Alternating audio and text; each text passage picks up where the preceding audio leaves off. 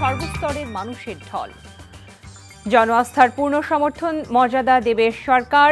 প্রধানমন্ত্রী চালু হলো কৃষক কার্ড, 5 বছরে পাবেন 3.25 কোটি। কথার লড়াইয়ের মধ্যে বৃহস্পতিবারই নতুন করে শান্তি আলোচনায় বসতে পারে যুক্তরাষ্ট্র, ইরান।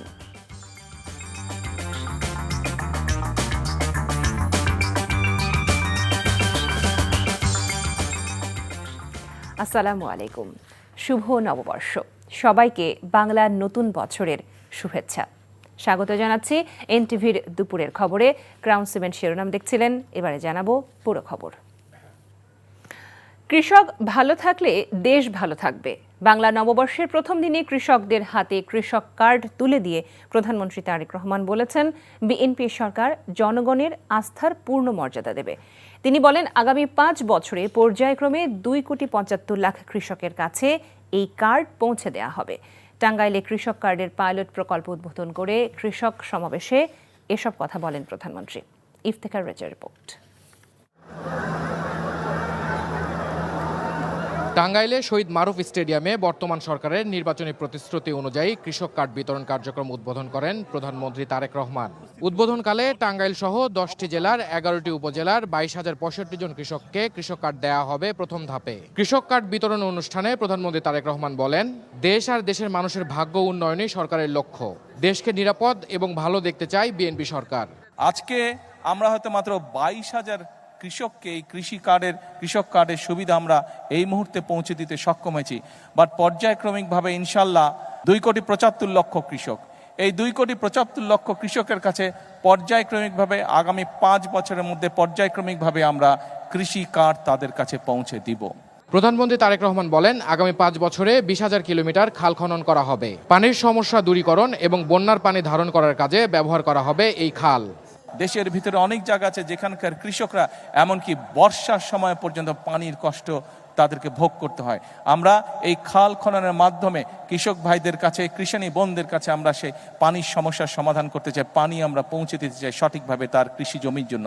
প্রধানমন্ত্রী বলেন, টাঙ্গাইল, উত্তরবঙ্গ সহ দেশের যেসব এলাকায় কৃষি পণ্য উৎপাদন হয় বেশি, এসব এলাকায় কৃষিভিত্তিক কলকারখানাগুলো আধুনিকায়ন ও স্থাপন করা হবে। এই বাংলাদেশে একমাত্র বিএনপি সরকার যতবার এই দেশ পরিচালনার সুযোগ পেয়েছে, বিএনপি সরকারই চেষ্টা করেছে কৃষক ভাই বোনদের পাশে দাঁড়ানোর জন্য। আপনারা বিএনপির উপরে বিগত নির্বাচনে আস্থা রেখেছেন, ইনশাল্লাহ এই সরকার আপনাদের সেই আস্থার পূর্ণ মর্যাদা দিবে। কৃষি পণ্য প্রক্রিয়াজাত করে রাখতে হিমাগারের ব্যবস্থাও করা হবে, এমন মন্তব্য করেন প্রধানমন্ত্রী তারেক রহমান। ঐতিহ্যবাহী কৃষকের হাল খাতার দিন পহেলা বৈশাখেই বিএনপি সরকার তার নির্বাচনী অঙ্গীকার মোতাবেক কৃষি কার্ড তুলে দিল তৃণমূলের কৃষকদের হাতে।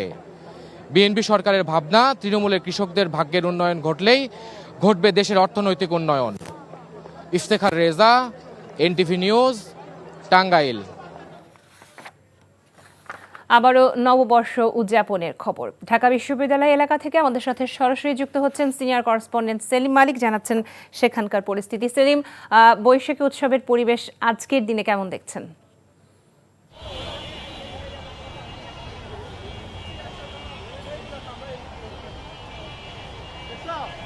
লোপাই, এই মুহূর্তে কিন্তু ঢাকা বিশ্ববিদ্যালয়ের পুরো এলাকায় এক ধরনের স্বাদ রব বিরাজ করছে এবং ঢাকা বিশ্ববিদ্যালয়ের বিভিন্ন পয়েন্টে, বিভিন্ন চত্বরে কিন্তু এই মুহূর্তে মেলা হচ্ছে। বিশেষ করে বাংলা একাডেমিতে 7 দিনের মেলা আয়োজন শুরু হয়ে গেছে। আজকে থেকে আগামী 7 দিন বাংলা একাডেমিতে নানা ধরনের মেলা চলবে এবং এছাড়া হাকিম চত্বরে এই মুহূর্তে এক ধরনের মেলা চলছে এবং সেখানে ছোট শিশুদের জন্য নানা ধরনের খেলনার আয়োজন করা হয়েছে। এছাড়া আপনার শহীদ মিনারও কিন্তু বিভিন্ন প্রতিষ্ঠান তাদের নানা ধরনের পণ্যের প্রদর্শনী করছে এবং দুইল চত্বরে কিন্তু সেখানে কিন্তু গ্রাম ও লোকজ বিভিন্ন পণ্যের পসরা সাজানো হয়েছে এবং সেখানে মানুষের হাতে তৈরি, গ্রামের লোকের হাতে তৈরি নানা ধরনের তৈজসপত্র, শোপিসের পাশাপাশি পাট পণ্য কিন্তু পাটের বিভিন্ন পণ্য, দরকারি পণ্য কিন্তু সেখানে প্রদর্শন করা হচ্ছে এবং সেখানে বেশ কম দামে নানা পণ্য পাওয়া যাচ্ছে। এছাড়া এই মুহূর্তে আপনার চারুকলা চত্বরে কিন্তু একটা বড় আয়োজন চলছে এবং সেখানে সকালে যে সকালে যে বৈশাখী শোভাযাত্রা বের হয়েছিল এবং সেখানে যে মোটিভগুলো প্রদর্শন করা হয়েছিল সেই মোটিভগুলো কিন্তু চারুকলা চত্বর রাখা হয়েছে এবং সেখানে সেই মোটিভের সাথে অনেকে ছবি তুলছে এবং নানা ধরনের প্রদর্শনী সেখানে চলছে। বিশেষ করে চারুকলা শিক্ষার্থীরা নানা ধরনের তাদের তৈরি নানা পণ্য কিন্তু সেখানে প্রদর্শন করছে এবং সাধারণ মানুষ সেখানে কিনতে পারছে। সব মিলে বলা যেতে পারে বৈশাখী উৎসবকে আনন্দময় করতে ঢাকা বিশ্ববিদ্যালয়ে একদম বড় ধরনের আয়োজন চলছে এবং সবাই যারা এখানে আসবে সবাই এটা উপভোগ করতে পারবে। তো লোপা, এই ছিল আমার কাছে ঢাকা বিশ্ববিদ্যালয় থেকে বৈশাখী বরণের খবর। দর্শক, আমরা পহেলা বৈশাখ উদযাপনের খবর জানছিলাম ঢাকা বিশ্ববিদ্যালয় এলাকা থেকে। দর্শক, এবারে আমরা চলে যেতে চাই রাজধানীর তেজগাঁও স্টুডিওতে। সেখানে চলছে এনটিভির দিনব্যাপী রঙিন বৈশাখী আয়োজন। সরাসরি আমাদের সাথে যুক্ত হচ্ছেন সহকর্মী নাহিদ প্রিন্স। নাহিদ, এনটিভি স্টুডিওতে বৈশাখী উদযাপন চলছে সকাল থেকেই এখন পর্যন্ত। সারাদিনের আর কি কি আয়োজনের খবর আপনার কাছে আছে?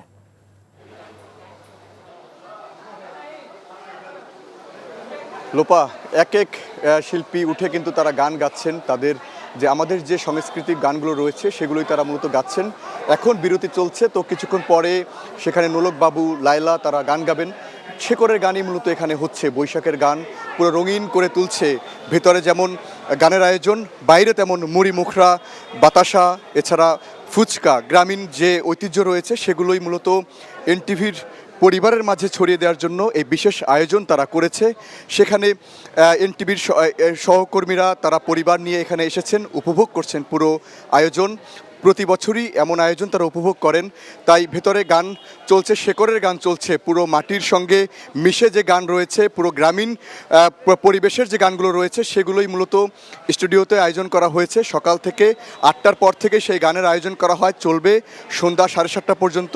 তো এক এক শিল্পী তার মৌলিক গানগুলো গাচ্ছেন এখানে। কারণ এই যে গ্রামীণ পরিবেশে যে আমরা গানগুলো শুনে এসেছি বা এই বৈশাখ যে গ্রামে যে রঙিন করে তোলে সেগুলো মূলত ঢাকায় সেই পরিবেশ দেওয়ার জন্যই মূলত এনটিভি এই আয়োজনটি প্রতি বছর করে। সেখানে শিল্পীরা এখানে মিলন মেলা হয়, সেখানে সহকর্মীদের পরিবার যারা রয়েছে তারা এখানে এসে সেগুলো উপভোগ করেন। এছাড়া মুড়ি মুরকি সহ যে বাতাসা, ফুচকা, দই সব কিছুই কিন্তু খাওয়া চলছে। ছোট ছোট বাচ্চারা নাচ করছে, তারা বিভিন্ন রঙের পোশাক পরে তারা এখানে এসেছে, লাল সাদা পাঞ্জাবি পরে সহকর্মীরা এখানে এসেছে। তো আনন্দ উদযাপন কিন্তু এখানে হচ্ছে। লোপা, রাজধানীর তেজগাঁও এনটিভি স্টুডিও থেকে বৈশাখ উদযাপনের খবর আমরা জানছিলাম। দেশজুড়ে শোভাযাত্রা, সাংস্কৃতিক অনুষ্ঠান সহ নানা বর্ণিল আয়োজনে উদযাপিত হচ্ছে পহেলা বৈশাখ। লোকজ ঐতিহ্যকে স্মরণ করে বাংলা নববর্ষ 1433কে বরণ করে নিচ্ছে সর্বস্তরের মানুষ। দেখুন আহমেদ শরীফের ডেস্ক রিপোর্ট। চট্টগ্রাম বাংলা নববর্ষের প্রথম দিনেও রাজধানীর তেলের পাম্পগুলোতে দেখা গেছে যানবাহনের দীর্ঘ লাইন। অনেক পাম্প বন্ধ, ঘন্টার পর ঘন্টা অপেক্ষায় তেল না পাওয়ায় চরম বিপাকে গাড়ি চালকেরা। রাজধানী ঘুরে দেখা গেছে তেজগাঁওয়ের একটি ফিলিং স্টেশনে তেল নেই এমন নোটিশ টানিয়ে বন্ধ রাখা হয়েছে। তবু তেল প্রত্যাশীদের ভোর থেকে ছিল অপেক্ষা। রাজধানীর মহাখালীর রয়্যাল ফিলিং স্টেশনেও একই চিত্র। তেল সরবরাহ কম থাকায় বন্ধ রাখা হয়েছে বলে জানানো হয়েছে। এদিকে চালু পাম্পগুলোর মধ্যে সেনাবাহিনী পরিচালিত ট্রাস্ট ফিলিং স্টেশনে গাড়ি ভেদে নির্দিষ্ট পরিমাণ তেল দেওয়া হলেও সেখানেও স্বাভাবিকের চাইতে কয়েক গুণ ভিড় দেখা গেছে। মতিঝিল এরিয়ার সবগুলো পাম্প ঘুরছি, বাট কোথাও তেল নাই, সব বন্ধ। লাস্ট আপনার ট্রাস্টে ছিলাম প্রায় 2 ঘন্টার মতো সকাল থেকে। 300 টাকা আর 200 টাকার উপরে তেল পাই না। এখন আমরা এই ভোগান্তিতে রক্ষা পাবো কিভাবে? আজকে পয়লা বৈশাখের বন্ধ, ডিপু যেখান থেকে তেল আনে ওই জায়গায় আজকে বন্ধ, সরকারি বন্ধ, এই জন্য আজকে তেল পাওয়া যায়নি। কালকের থেকে স্বাভাবিক হওয়ার সম্ভাবনা আছে। জানি যে ডিপো বন্ধ থাকে না, সরকারি ছুটিতেও ডিপো বন্ধ থাকে না, কিন্তু এরা বলতেছে ডিপো বন্ধ, পাম্প বন্ধ, আজকে তেল দিবে না। বাংলা নববর্ষ 1433 উপলক্ষে বর্ণাঢ্য বৈশাখী উৎসব আয়োজন করেছে দেশীয় সাংস্কৃতিক সংসদ। এই আয়োজন ঘিরে তৈরি হয় উৎসব মুখর পরিবেশ। সকালে রাজধানীর জাতীয় প্রেস ক্লাব থেকে শুরু হয় বর্ণাঢ্য শোভাযাত্রা, যা রমনা পার্কে গিয়ে শেষ হয়। বৈশাখী শোভাযাত্রায় উপস্থিত ছিলেন ঢাকা 12 সংসদীয় আসনের এমপি সাইফুল আলম খান মিলন, নুরুল ইসলাম বুলবুল এমপি, কামাল হোসেন এমপি সহ বিশিষ্ট সাংস্কৃতিক ও সামাজিক ব্যক্তিবর্গ। এছাড়া সাহিত্য সংস্কৃতি কেন্দ্র, বাংলাদেশ কালচারাল একাডেমি এবং সাইমুমি শিল্প গোষ্ঠী সহ প্রায় 20টিরও বেশি সাংস্কৃতিক সংগঠন এই উৎসবে অংশ নেয়।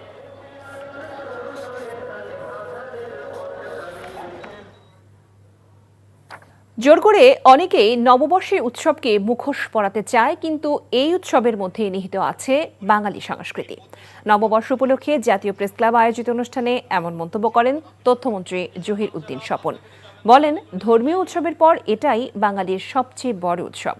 সকাল থেকে বর্ণাঢ্য আয়োজনের মধ্য দিয়ে প্রেস ক্লাবে বর্ষবরণ শুরু হয়। ব্রাহ্মণবাড়িয়ার ঐতিহ্যবাহী পুতুল নাচ, বাউল গান এবং খই, মুড়ি, মুরগি, গুড়ের পায়েস, হাওয়াই মিঠাই, পান্তা ইলিশ, চটপটি, ফুচকা সহ দেশীয় খাবার পরিবেশন করা হয় অতিথিদের। সকল ধর্ম, বর্ণ, সকল চিন্তার মানুষের একটা ঐক্য কাজ করে এবং সেই সম্মিলিত ঐক্যের একটা উৎসবের প্রস্ফুটিত হয় নববর্ষকে ঘিরে। সংস্কৃতির এই বহু মিলন এবং বহুত্ববাদের যে বৈশিষ্ট্য বাংলা নববর্ষের যাত্রার মধ্যেই নিহিত আছে, তা না বুঝতে পারার কারণেই জোর করে কেউ কেউ নববর্ষের গায়ে নানান রকম মুখোশ পরাতে চান। সমতল থেকে ভিন্ন আঙ্গিকে পাহাড়ে বর্ষবরণ উৎসব পালিত হচ্ছে। শুরু হয়েছে মারমা জনগোষ্ঠীর সাংরাই উৎসব ও জলকেলি। ত্রিপুরারা বৈশুক, মারমারা সাংরাই আর চাকমারা বিজু নামে এই উৎসবকে পালন করে থাকেন। সকালে মারমা উন্নয়ন সংসদের উদ্যোগে খাগড়াছড়ির পানখাইয়াপাড়া এলাকায় মারমা সম্প্রদায়ের সাংরাই শোভাযাত্রার উদ্বোধন করেন জেলা পরিষদ চেয়ারম্যান শেফালিকা। পরে মারমাদের ঐতিহ্যবাহী পানি খেলা বা জলকেলি উৎসবের উদ্বোধন করেন সেনাবাহিনীর Khagrachari region commander brigadier general KM Obaidul Haque. এ সময় অতিথিরাও একে অপরকে পানি ছিটিয়ে জলকেলি উৎসবে অংশ নেন। এই উৎসবে শামিল হন বহু পর্যটক। বাংলাদেশ এবং মিয়ানমারের মধ্যে সীমান্ত বাণিজ্য আবারও সচল করতে সরকার গুরুত্ব দিচ্ছে বলে জানিয়েছেন স্বরাষ্ট্রমন্ত্রী সালাউদ্দিন আহমদ। সকালে কক্সবাজারের টেকনাফ স্থলবন্দর পরিদর্শন করে তিনি কথা বলেন। স্বরাষ্ট্রমন্ত্রী জানান, মিয়ানমারের রাখাইনে আরাকান আর্মির নিয়ন্ত্রণ এবং সীমান্ত পরিস্থিতির অবনতির কারণে টেকনাফ স্থলবন্দরের কার্যক্রম টানা 1 বছর ধরে বন্ধ রয়েছে। দীর্ঘদিন ধরে কার্যক্রম স্থবির থাকায় ব্যবসায়ী ও সংশ্লিষ্টদের মধ্যে হতাশা বিরাজ করছে, ফলে সরকার বিপুল রাজস্ব হারাচ্ছে। পরে মন্ত্রী বন্দরের জেটি ঘাট ও ওয়্যারহাউস পরিদর্শন করেন। এই ছিল দুপুরের খবরে। 5টায় দেশের খবর দেখার আমন্ত্রণ জানিয়ে বিদায় নিচ্ছি। সবাইকে ধন্যবাদ। আবারও নববর্ষের শুভেচ্ছা।